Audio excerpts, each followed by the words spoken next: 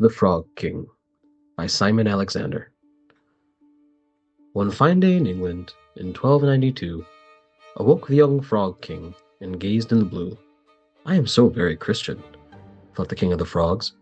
"I am far, far too Christian to rule from the bog." So donned he his crown with a big cross of gold, and said to his followers, frogs young and old, "See you there the lions, and their king Lion Ted, how they lay fat and happy on their great grassy bed. Why took they from us all the land green and pleasant, and forced us to live in the bog like a peasant?" "How very unchristian!" croaked the frogs, young and old, for they were very displeased over what they were told.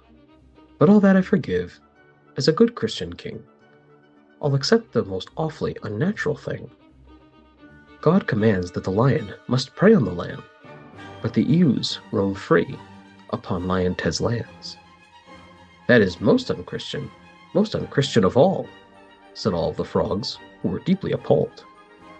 "How can one disobey nature's greatest command, that the lion must never lie down with the lamb?" So the king hatched a scheme, and he held secret talks with the world's greatest spy, and his name was Old Fox. The king offered a deal, and he offered a fee, but the fox laughed and said, "Hell, I'll do it for free." So by help of Old Fox and his wily wordcraft, Lion Ted was beguiled, so he turned tail and left. Then Frog King took the throne and put on a good hat, as they cried, "Croak is king," or something like that. "I am so very Christian," said the Frog King with glee. "How else am I ruler of all that I see?"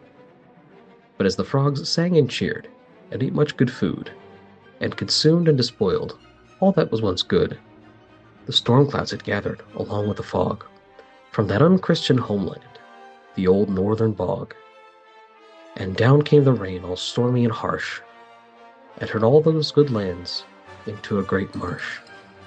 "You unchristian clouds, with your unchristian rain," said the Frog King with bile he could not contain. Then called he them traitors and many such things, for they dared disobey the most Christian of kings. But the wind went on blowing, and the rain went on raining, and the water rose and rose. They say to this day he is cursing away at the unchristian lord of the unchristian hosts.